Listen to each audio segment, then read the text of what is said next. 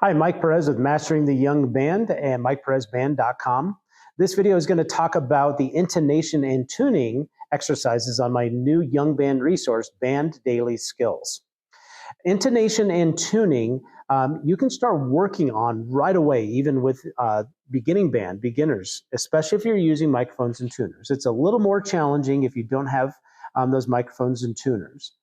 What I do with my second year band students when they start using this Band Daily Skills resource is I teach them how to manipulate pitch first. Now, before that, I do a bit of an exercise with them where I talk to them about, do you know what the most out of tune instrument is in the band? And I'll, have people raise their hand and go, okay, what do you think it is? What do you think it is? And, they're just picking regular band instruments. And I tell them, actually, the most out of tune instrument in the world is the piano. And the kids look at you like, what? Why is it the piano? And I'll say, take a listen. And so I use my harmony director.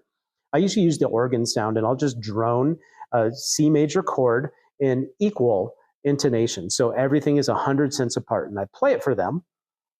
And then what I'll do is I watch this, and then I push the just intonation button, and it gets rid of those waves. And how it gets rid of those waves is it takes the third scale degree and it lowers it 14 cents. In order to get rid of waves and have a perfect chord, the major third of a chord needs to be lowered 14 cents. And so I'll show them that. I'll go, okay, out of tune, in tune, out of tune, in tune. And I show them that, and especially with that organ feature in a kind of middle to upper range, the students can really hear those waves, and I'll show it to them. I'll even go, waves, no waves, and they can hear the difference. So I tell them, so the piano is built in out of tune, and there's nothing you can do about it. Band instruments, we can play perfectly in tune because we can change our notes. And I use the Korg tuner for the most part. Some of my students have some of the other ones as well. But on the Korg tuner, there is a triangle on the left side of 0 as well as the right side. Those are your intonation markers for major keys. You go to the left side of the tuner. And for minor keys, you go to the right side triangle. So what I do with my students, we just start on concert F.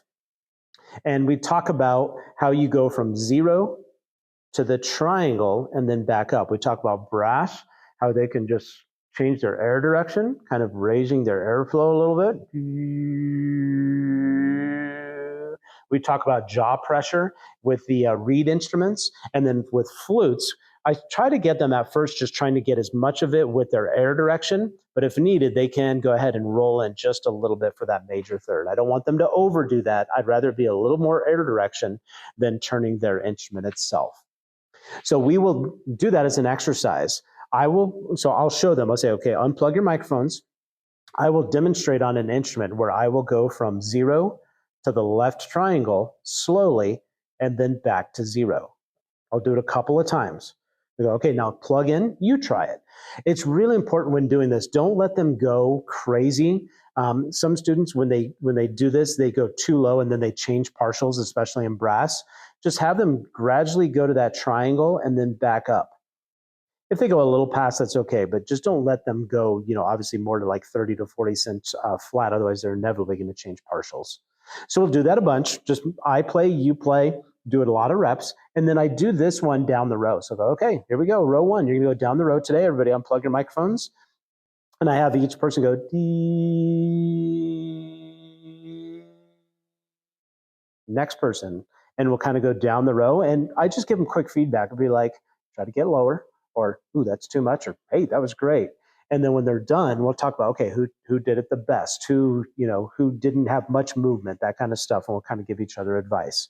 So we go through the band several times just to show me they understand how to manipulate their pitch down. That's always the easier one. And then once students are pretty good at manipulating their pitch down to that left triangle, that's when I begin my intonation and tuning exercises out of my Band Daily Skills. We just play the first 2 measures where it goes from scale degree 1, 2, and then to that major third that needs to be lowered. We'll spend a good week or 2 just on those first 2 measures. Da, da, da. Do it again, first 2. Da, and they just do it over and over. I will then do those two measures down the row. So you want to take your time on this. There's no rush because let's face it, once they understand how to manipulate the pitch of one note, then they can apply that to many of their other notes really quite easily, unless it's in a tricky range, high or low. So we go down the row, we have different students playing, we do the same thing with manipulating pitch. What you're going to see on the student sheets are any notes that need to be lowered. I use a triangle symbol above or below those notes to help the students see that any note that doesn't have a triangle, they need to have on 0, and then triangle notes, they need to lower to the left triangle. Now, you'll notice that the sixth and scale degrees technically aren't exactly 14 cents. They might be 16 or they might be 11 cents in the case of the seventh scale degree, or maybe it's the other way around. I can't remember. Anyway, so for now, I just did it the triangle. Let's face it, if they get it close, they lower that pitch a little bit, they're going to get really close to those waves going away. And as your students become more confident musicians, they're going to start hearing, in addition to seeing their intonation. A lot of times they're going to fix that anyway. So I take a lot of time initially on those first two measures. Then I start branching out and finishing the exercise. While students are playing this exercise, I stand at the back of the room so I can see all of my students' tuners, and it gives me feedback as to how they're actually doing on this concept. The second exercise is a G minor scale. That exercise, you have to teach your students to bring the pitch up.